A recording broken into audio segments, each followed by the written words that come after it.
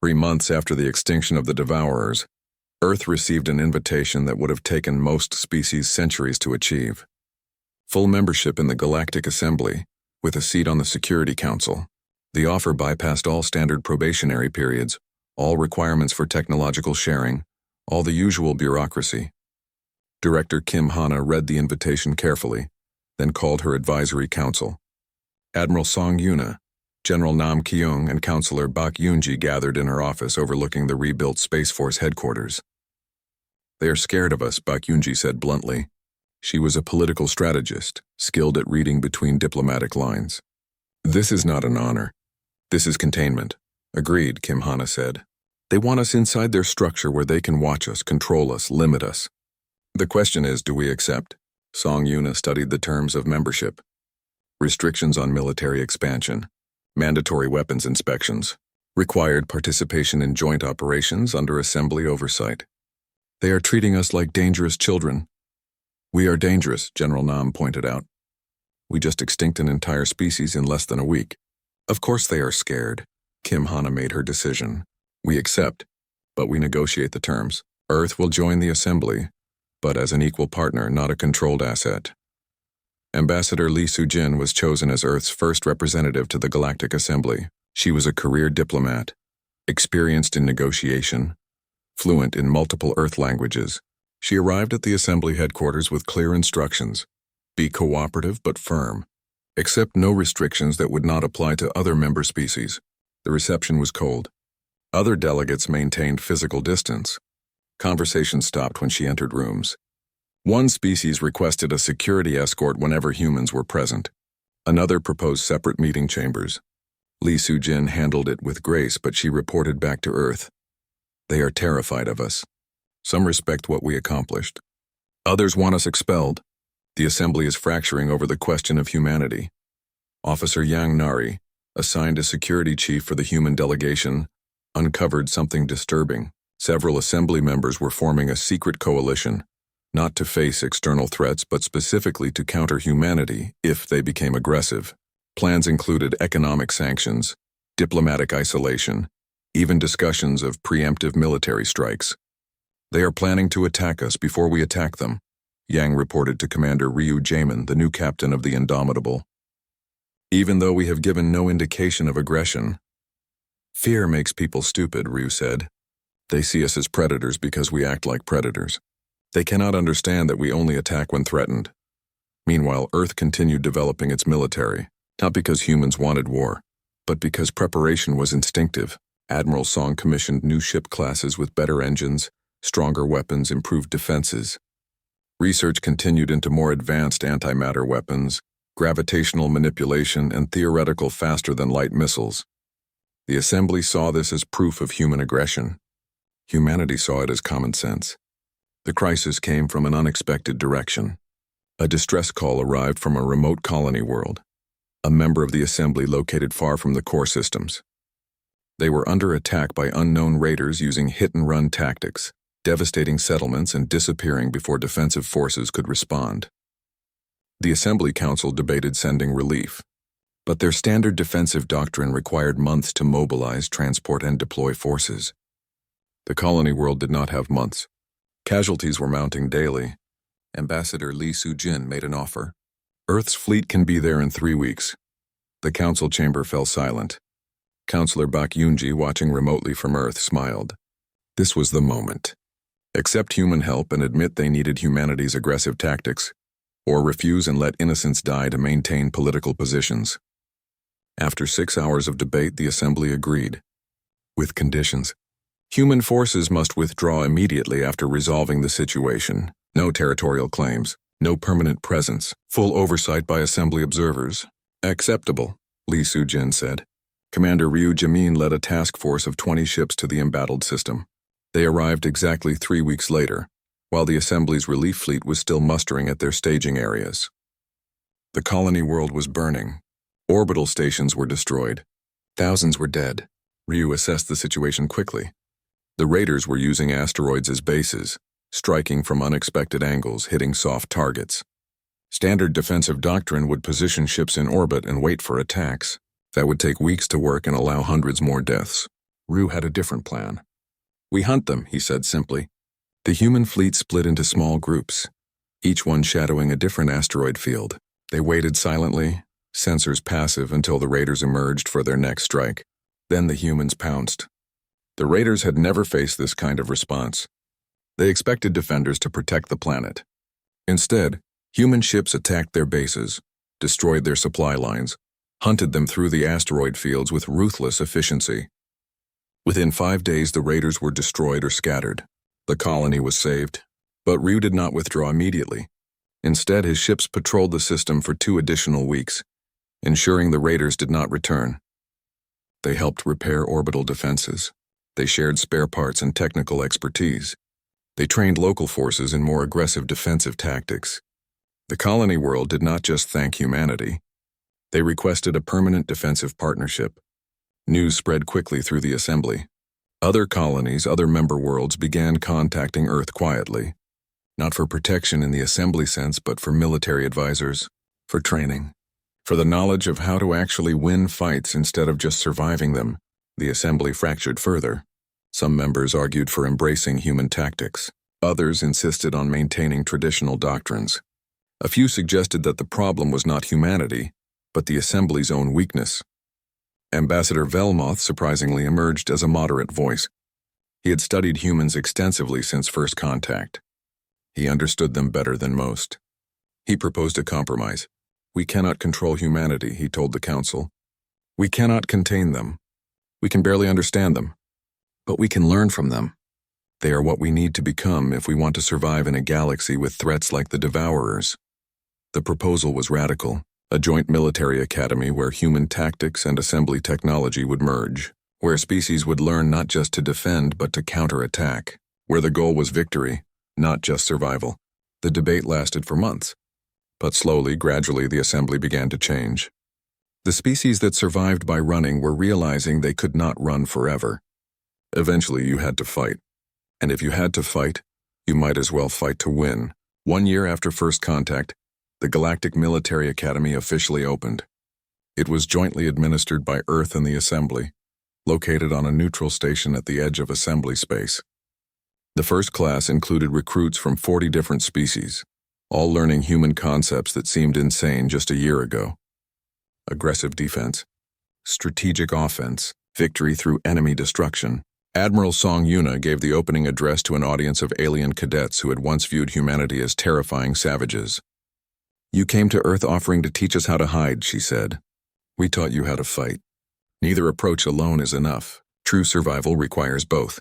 The knowledge of when to defend and the courage to ensure your enemies can never threaten you again. The galaxy is vast and dangerous. We can face it afraid, always ready to run, or we can face it united, always ready to fight. Earth chose to fight. Today you make the same choice." In the audience, Ambassador Velmoth reflected on how much had changed. A year ago, his species offered to defend humanity. Now they were learning from humanity. The galaxy was reorganizing itself around a new reality. Humanity was not the strongest species, not the most advanced, not the most numerous. But they were the only ones who waged war to win. Director Kim Hana watched the ceremony from Earth, reading intelligence reports. 14 new species had made first contact in the past year, all seeking Earth as an ally before approaching the assembly. The galaxy was learning. She looked at the star map on her wall. Somewhere out there, other dangers lurked. But for the first time in galactic history, predators needed to worry about becoming prey.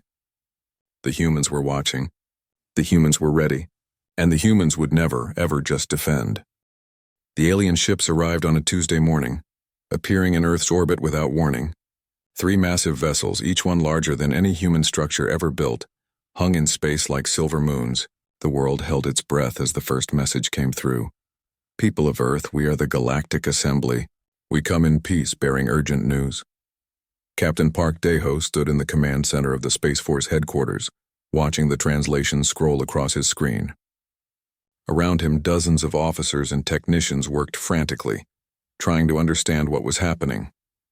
First contact, the moment humanity had dreamed about for centuries, was finally here. The aliens requested a meeting.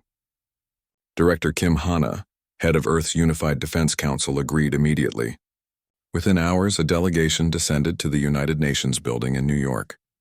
Park Dae-ho was chosen to represent the military, along with Lieutenant Choi Min-ho, a young tactical analyst known for his sharp mind. The aliens were impressive. Ambassador Velmoth stood nearly 3 meters tall, his crystalline body refracting light in beautiful patterns. Beside him was Commander Thalrix, a being that seemed to be made of liquid metal, constantly shifting and flowing. They brought advanced holographic displays and spoke perfect English through their translation devices. "We have been watching your world," Velmoth began, his voice like wind chimes. "You are in grave danger. The Devourers are coming." The holographic display showed images of destroyed worlds, planets stripped bare, cities consumed, entire civilizations erased. The Devourers were a parasitic species that traveled through space, feeding on anything organic. They had destroyed 17 civilizations in the past decade alone. "We estimate they will reach Earth in approximately 4 months, Commander Thalrix said, his liquid form rippling with concern. "We have come to offer our protection. The Galactic Assembly will defend your world." Director Kim Hana leaned forward in her chair. She was a small woman with gray hair and sharp eyes that missed nothing. "What does this protection involve?" The aliens seemed pleased by the question. They activated another holographic display, showing detailed battle plans. Energy shields would be placed around Earth's moon. Defensive platforms would be positioned at strategic points throughout the solar system. Evacuation ships stood ready to save a portion of humanity. "We will establish a defensive perimeter at Mars orbit," Velmoth explained. "When the Devourers arrive, we will hold them as long as possible. Our shields have been tested against their weapons. We can guarantee the survival of at least 15% of your population." Lieutenant Choi Min-ho blinked. 15%? "Yes," Commander Thalrix said proudly. "It is a remarkable survival rate. Most species manage only 5 to 8%. But your world has a relatively small population, which makes evacuation more feasible." Park Dae-ho glanced at Director Kim. Something felt wrong about this conversation, but he could not quite identify what it was. He raised his hand carefully. "Ambassador Velmoth, you said you would defend us. What happens after you establish this perimeter? Do you counterattack?" The aliens looked confused. Velmoth's crystalline body flickered with colors that might have indicated puzzlement. "Counterattack? No, of course not. We defend. We hold the line as long as possible, then execute a strategic withdrawal. The goal is preservation of life, not engagement." "Strategic withdrawal," Kim Hana repeated slowly. "You mean retreat?" "We prefer the term tactical repositioning," Thalrix said. "Fighting the Devourers directly is inefficient. They outnumber us. They outmass us. The logical response is to save what can be saved and abandon what cannot." Choi Min-ho was typing rapidly on his tablet, pulling up the files the aliens had transmitted, battle records from previous Devourer attacks. He studied them for several minutes while the aliens continued their presentation. Then he stopped, staring at his screen. "Excuse me," he said quietly. "I have reviewed your battle records. In the past 10 years you have faced the Devourers 7 times. Is that correct?" "Correct," Velmoth confirmed. "We have extensive experience with this threat. And in those 7 encounters, how many times did you win?" The aliens paused. "We survived all 7 encounters. That is victory. But you never destroyed the Devourers. You never drove them away. You just ran and they moved on to easier targets." Choi's voice was flat, factual. "Every battle you won was just you escaping while someone else died." The temperature in the room seemed to drop. Velmoth's colors shifted to something darker. "You do not understand the nature of the threat. The Devourers cannot be defeated. They can only be survived." Park Dae-ho felt something click in his mind. He understood now what felt wrong. These aliens were not warriors. They had advanced technology, powerful shields, sophisticated tactics, but they had never actually won a fight.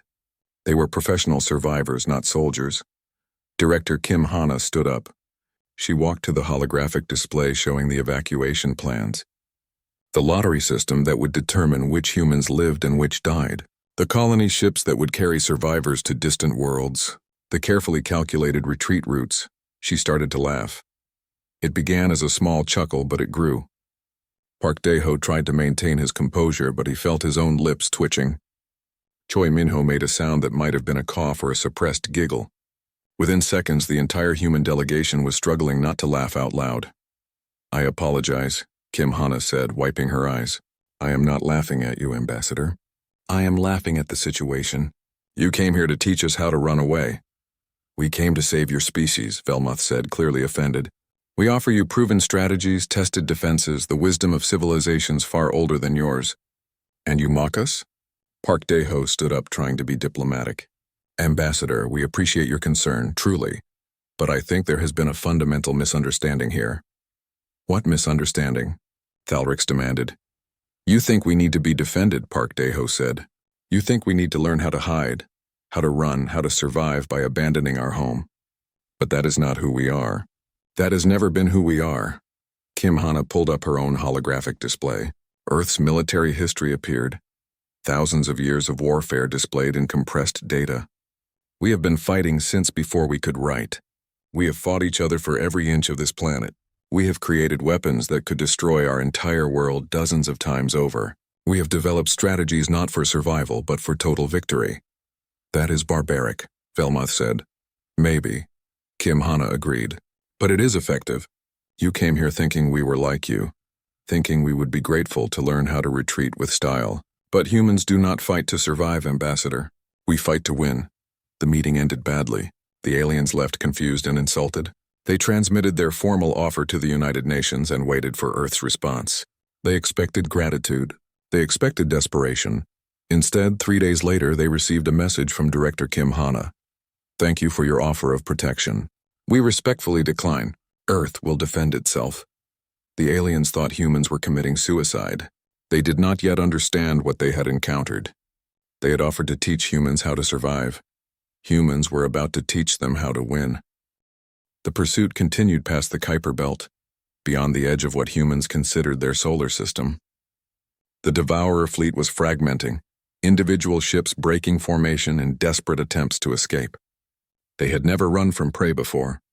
The experience was breaking their collective confidence. Admiral Song Yuna stood on the bridge of the Indomitable, studying tactical displays. The Devourers were faster than human ships in short bursts, but human vessels had better sustained speed. The gap was closing. They are heading toward the outer dark, Commander Huang Jiho reported. If they reach deep space, we will lose them. Then we do not let them reach deep space, Song Yuna said. Captain Im, your boarding teams are prepared? Captain Im Sora saluted from her position at the tactical station. She commanded the Marine contingent, soldiers trained specifically for ship-to-ship combat. Ready, Admiral? Good, I want prisoners. We need to understand how they think, how they coordinate. Board the smallest vessels. Bring me intelligence. The Galactic Assembly ship shadowing the human fleet transmitted another protest. Ambassador Velmoth sounded tired, defeated. Admiral, you have driven them off. That is sufficient. There is no need for this pursuit.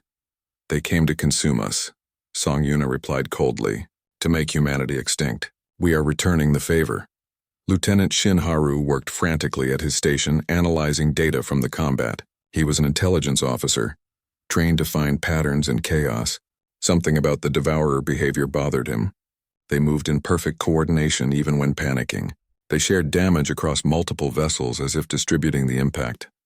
Admiral, he said slowly, I think they are not individual ships. Song Yuna turned. Explain. The bioships coordinate too perfectly. They share resources, redistribute damage, respond as one entity. I believe each fleet is actually a single organism distributed across multiple bodies. Silence on the bridge. If Shinharu was correct, they were not fighting hundreds of ships. They were fighting one massive creature that existed in multiple places simultaneously. If that is true, Engineer Park Jinwoo said, we can attack them like any biological system, find the weakness, exploit it. The boarding operation began an hour later. 3 small Devourer vessels were targeted, separated from the main fleet, cornered by human attack craft. Captain Im Sora led the assault personally, along with Sergeant Oh Dong-yoon and 20 Marines. They breached the hull with shaped explosive charges. The interior was a nightmare. Living corridors pulsed with organic rhythms. The walls tried to digest them. Smaller organisms swarmed from hidden chambers, attacking with biological weapons that dissolved armor. The Marines responded with flamethrowers, chemical sprayers, and close-range railguns. Fire worked well against organic matter. Acid dissolved living tissue. High-velocity projectiles punched through biomass with brutal efficiency. Sergeant Oh Dong-yun led his squad deeper into the vessel, following Lieutenant Shinharu's directions transmitted from the Indomitable. They were looking for nerve clusters, command centers, anything that might be controlling the ship. They found it in the central cavity. A massive neural tissue the size of a building, pulsing with electrical activity. It was beautiful and horrible at the same time, a brain exposed and vulnerable. Target acquired, Oh Dong-hyun reported, requesting permission to engage. Negative, Song Yuna's voice came through the comm. Engineer Park needs that intact. We are uploading a capture protocol now. Park Jin-woo had been working with Dr. Yoon Taek, developing something unprecedented. If the Devourers were a hive organism, they could be attacked like any networked system. He had created a hybrid weapon, part computer virus, part biological pathogen. The Marines deployed specialized equipment, injecting nanomachines into the neural tissue. The Devourer vessel convulsed. The wall screamed. Then suddenly it went still. The neural tissue stopped pulsing. The organism died. But before it died, the nanomachines had recorded everything. The neural patterns, the communication protocols, the connection to every other ship in the fleet. Park Jin-woo studied the data with growing excitement. Admiral, I can weaponize this. If we can get the virus into their network, it will spread through their entire hive mind. We can kill them all. The implications were enormous. This was not just a weapon. This was extinction, the complete annihilation of an entire species. The Galactic Assembly demanded an emergency conference. Velmoth appeared on the view screen, his crystalline body flickering with distressed colors. Admiral Song, you cannot do this. This crosses every ethical boundary. This is genocide. They came to genocide us, Song Yuna replied. We are better at it. Please, Velmoth begged. There must be limits. There must be lines you will not cross. If you do this, you become exactly what you are fighting. Director Kim Hana appeared on another screen, transmitting from Earth. She had been following the situation closely. Ambassador, I understand your concern, but consider the math. The Devourers have consumed 17 civilizations. Billions of lives. They have never shown mercy, never negotiated, never stopped. How many more species must die before we are allowed to defend ourselves permanently? But to extinct an entire species is the only way to ensure they never threaten anyone again, Kim Hana finished. You told us they cannot be defeated. You were wrong. They can be defeated. They can be destroyed. We just have to be willing to do what is necessary. The Galactic Assembly fleet moved to intercept, trying to prevent the human ships from reaching the Devourer formation. For a moment it seemed humanity might fire on their would-be allies. Then Commander Huang Jiho transmitted a message to the Assembly flagship. Ambassador Velmoth, judge us by our enemies. The Devourers chose extinction warfare. They came to our home to consume every human being. We are responding with the same level of commitment. If that makes us monsters in your eyes, so be it. But we will be living monsters, and so will every species the Devourers would have killed next. Stand aside or we will go through you. The Galactic Assembly fleet hesitated. They had the numbers. They had superior shields, but they watched how humans fought, and they feared what humans might do if forced to battle their way through. Velmoth made the hardest decision of his life. He ordered his fleet to stand down. Pilot Officer Kang Borum volunteered for the delivery mission. The virus had been loaded into specialized missiles designed to penetrate deep into Devourer biomass before releasing their payload. It was a one-way trip. She would need to get close enough to ensure penetration, and at that range she would not escape. I understand the mission parameters, she said calmly. I volunteer. Song Yuna looked at the young pilot. You do not have to do this.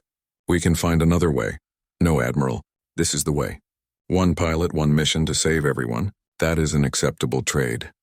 Borum launched 2 hours later, her fighter loaded with enough virus missiles to guarantee spread throughout the Devourer hive mind. She accelerated toward the center of their formation. Evading fire, dodging organic projectiles, her fighter taking hit after hit. Her shields failed. Her hull breached. Life support became questionable. But she pushed through, flying on skill and determination until she reached the perfect firing position. She launched every missile simultaneously, watched them penetrate deep into multiple Devourer vessels, saw the virus begin to spread. Then her fighter was hit by a final organic weapon. The cockpit depressurized. Systems failed. She had just enough time to transmit a final message. Mission accomplished. It has been an honor. Her fighter was consumed by the Devourers, but the virus was already spreading. For 3 days, the Devourer fleet convulsed. The virus attacked their neural network, turning their coordination into chaos. Ships began firing on each other. The hive mind fragmented, then collapsed. One by one, the bioships died, drifting through space as cooling corpses. By the 4th day, it was over. 473 Devourer vessels floated dead in space. An entire species gone, extinct, erased from the galaxy by humanity's first interstellar war. The human fleet returned to Earth slowly, mourning their losses. Kang Borum was declared a hero. Her name would be remembered forever as the pilot who saved humanity. Ambassador Velmoth transmitted a final message to the Galactic Assembly. The humans have done the impossible. They faced the Devourers and won. But the victory disturbs me more than a loss might have. They did not just defeat an enemy. They destroyed them completely, efficiently, without hesitation. We offered to defend them because we thought they needed protection. We were fools. The galaxy does not need to protect humanity. The galaxy needs protection from humanity. Ambassador Velmoth was furious. In all his centuries of diplomatic service, he had never been rejected so completely. Species facing extinction did not refuse help. They begged for it. They wept with gratitude. They certainly did not laugh. He demanded a second meeting. Director Kim Hana agreed immediately, but she insisted on controlling the location. The aliens were invited to a military facility in Korea, a place called the War Memorial Museum. A museum? Commander Thalaric said doubtfully. What can we possibly learn in a museum? Everything, Kim Hana replied. Dr. Lee Ji-won met them at the entrance. She was a professor of military history and anthropology, wearing casual clothes and a friendly smile that did not quite reach her eyes. Welcome, she said. Director Kim asked me to give you a tour, to help you understand why we rejected your very generous offer. The museum was enormous. Thousands of exhibits spread across multiple floors, documenting human warfare from stone axes to nuclear weapons. Lee Ji-won led them through chronologically, starting with ancient times. Humans have been fighting for at least 50,000 years, she explained, gesturing to primitive weapons. Before we had writing, we had war. Before we had agriculture, we had conflict. It is woven into our species at the most fundamental level. The aliens followed her through exhibits showing Roman legions, medieval knights, cavalry charges, and trench warfare. Each era brought more sophisticated ways to kill, more efficient ways to destroy enemies. Lee Ji-won explained each one with the clinical detachment of a scientist discussing bacteria. What you need to understand, she said, stopping before a display about World War II, is that humans do not fight to survive. We fight for dominance. We fight for resources. We fight for ideas. We fight because our neighbors believe in a different god, or speak a different language, or have something we want. Velmoth studied the images of destroyed cities, burning buildings, and millions of casualties. This is horrifying. You destroyed yourselves. Almost, Lee Ji-won agreed. World War II killed approximately 80 million people. That was about 3% of Earth's population at the time. We dropped atomic bombs on cities, killing hundreds of thousands instantly. And do you know what we did after that war ended? Surely you sought peace, Thalric said hopefully. We built more bombs. Bigger bombs. We developed weapons that could destroy our entire planet multiple times over. We created a doctrine called mutually assured destruction. The idea was simple. If you attack us, we will destroy you completely, even if it means destroying ourselves as well. The aliens were silent. This was incomprehensible. Species that survived to reach space travel did so by learning cooperation, by avoiding extinction-level conflicts. Yet humans had created the tools for their own annihilation, and simply chose not to use them. General Nam Ki-young joined them in the modern warfare section. He was an old soldier, scarred and gray, with eyes that had seen too much combat. He did not bother with pleasantries. The doctor has given you history, he said. I will give you doctrine. In human military strategy, defense is considered a temporary state. We defend only until we can counterattack. We retreat only to regroup. The goal of warfare is not survival. It is victory, total unconditional victory. But the casualties, Velmoth protested, the waste, the destruction, is acceptable, Nam Ki-young finished. If the alternative is defeat, we have sayings, give me liberty or give me death. Death before dishonor. It is better to die on your feet than live on your knees. These are not metaphors. We mean them.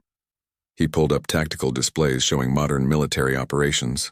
Special forces insertions, carrier strike groups, armored divisions, strategic bombers. Every weapon system designed not to defend territory but to destroy enemies. You told us the Devourers cannot be defeated, Nam Kyung said. We do not accept that premise. Everything can be defeated. Everything can be destroyed. You just need to be willing to pay the price. Ensign Bae Suman, a young officer assigned as liaison, escorted the aliens to an observation deck overlooking a training facility. Below, human soldiers practice close-quarters combat, hand-to-hand fighting, room clearing, tactical breaching. I do not understand, Thalric said, watching two soldiers grapple violently.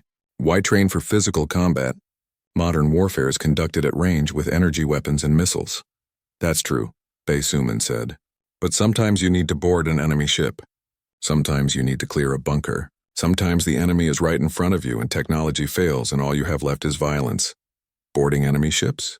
Velmoth's colors flickered in disbelief.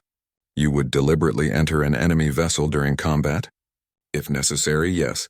We train for every possibility, including the worst ones.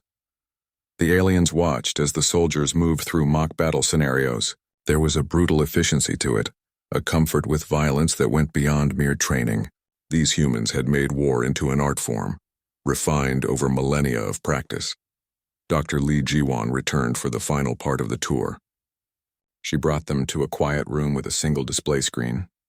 On it played footage from human conflicts throughout history, soldiers charging machine gun fire, pilots diving their planes into enemy ships, resistance fighters choosing death over surrender. You think we are barbaric? She said softly. You are probably right, but our barbarism has taught us something your civilizations never learned. Sometimes survival requires absolute commitment to violence. Sometimes peace is only possible through overwhelming force, and sometimes the only way to protect what you love is to destroy what threatens it. She turned to face the aliens directly. You came to Earth offering to save 15% of us. You would choose who lives and who dies, then run away and call it victory. Do you know what we call that? Rational strategy, Velmoth said. Cowardice, Lee Jiwon replied. Here is what humans will do when the Devourers arrive. We will fight. All of us, we will not run. We will not hide. We will not abandon our home. We will meet them with every weapon we have, and we will hurt them. And we will keep hurting them until either they die or we do. That is suicide, Thalric said. Maybe, Lee Jiwon agreed. But if we are going to die, we will die like humans. Fighting. To the last breath, the last bullet, the last soldier. And when future species find this system, they will know that Earth did not surrender. Earth did not flee. Earth fought. The tour ended. The aliens returned to their ships, deeply disturbed. That night, Ambassador Velmoth sent a report to the Galactic Assembly. The humans have rejected our protection. They intend to fight the Devourers directly.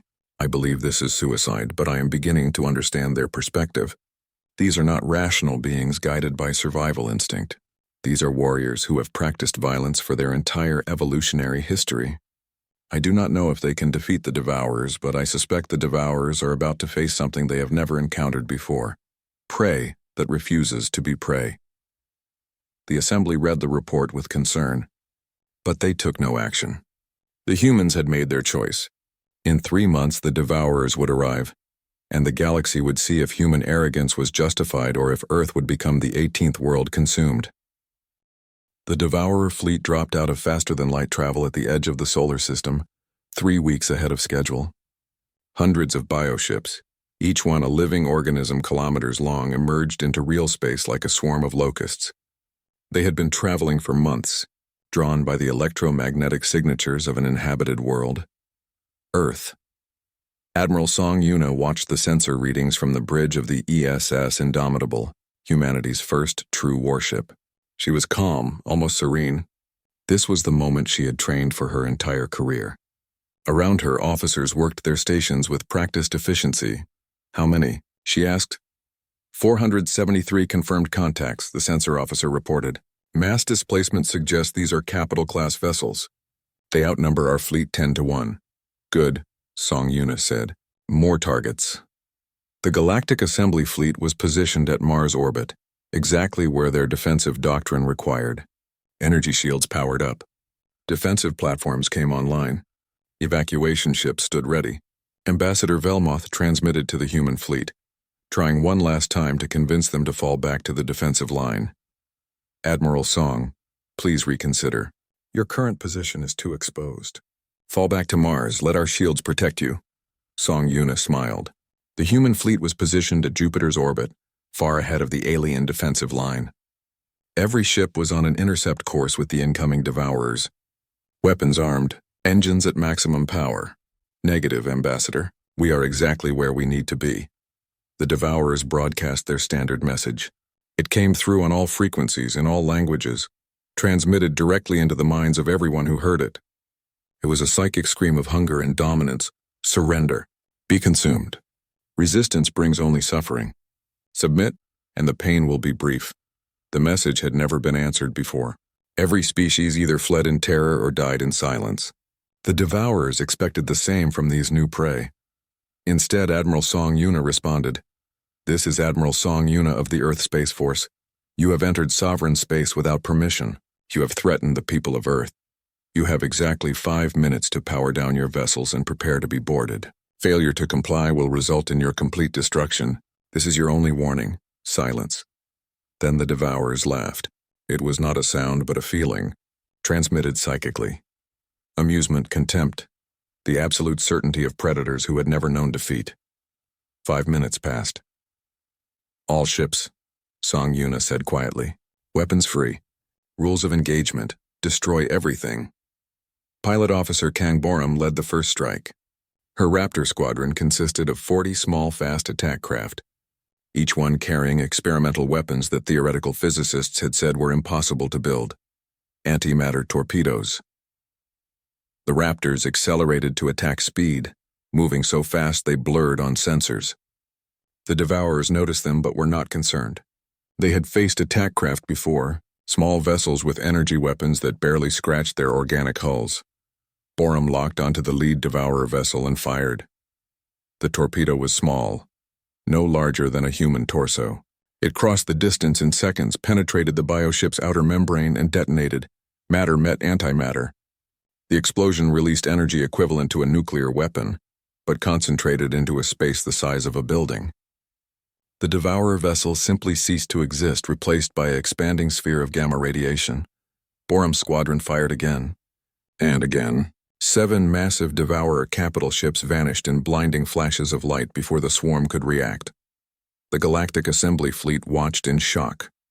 Commander Thalrix could barely process what he was seeing. "They weaponized antimatter," he whispered. "Those weapons were theoretical. We proved they were too unstable, too dangerous. You proved they were too dangerous for you," Ensign Bei Suman said from her position on the bridge. "Humans have a different definition of too dangerous." Commander Huang Jiho's Indomitable accelerated toward the Devourer formation. The ship was massive, a kilometer-long blade of metal and technology that represented humanity's best engineering. It did not maneuver defensively. It did not fire missiles or energy weapons. It simply aimed itself at the nearest Devourer capital ship and activated its experimental gravitational lance. Space twisted. A tunnel of compressed gravity formed ahead of the Indomitable, and the ship accelerated into it like a bullet. The Devourer vessel tried to evade, but biomass could not move fast enough. The Indomitable struck the bioship at relativistic speed. The collision should have destroyed both vessels. Instead, the gravitational lance carved through organic matter like tissue paper. The Indomitable punched completely through the Devourer capital ship, leaving a tunnel of shredded biomass kilometers wide. The bioship thrashed once, then died. The Indomitable emerged from the other side, rotated, and accelerated toward the next target. "They are insane," Velmoth said, watching from the safety of the assembly flagship. "This is not military doctrine. This is rage." "No," Bei Suman corrected. "This is tactics. Humans learned long ago that overwhelming aggression creates chaos in enemy formations. Fear is a weapon. Violence is a tool." "They are not angry, Ambassador. They are hunting." The Devourers adapted quickly. They sent forward their assault swarms. Millions of smaller organisms designed to overwhelm through sheer numbers. Each organism was barely larger than a human, but there were so many of them that they darkened space like a cloud. Admiral Song Yuna had expected. This. Deploy cluster munitions, she ordered. Dr. Yoon takes. Newest creation launched from dozens of human ships. They looked like missiles, but they were so much more. Each warhead contained a tactical nuclear device surrounded by thousands of submunitions.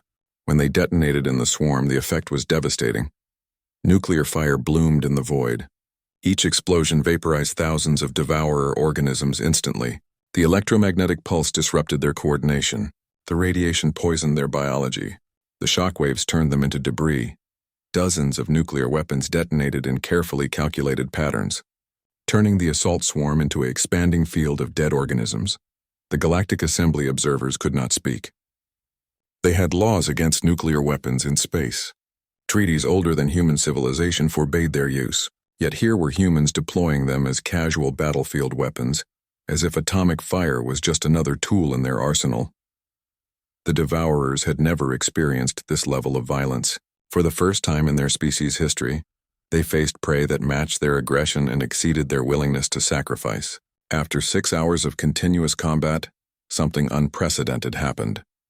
The Devourers retreated, not a tactical withdrawal, not a strategic repositioning.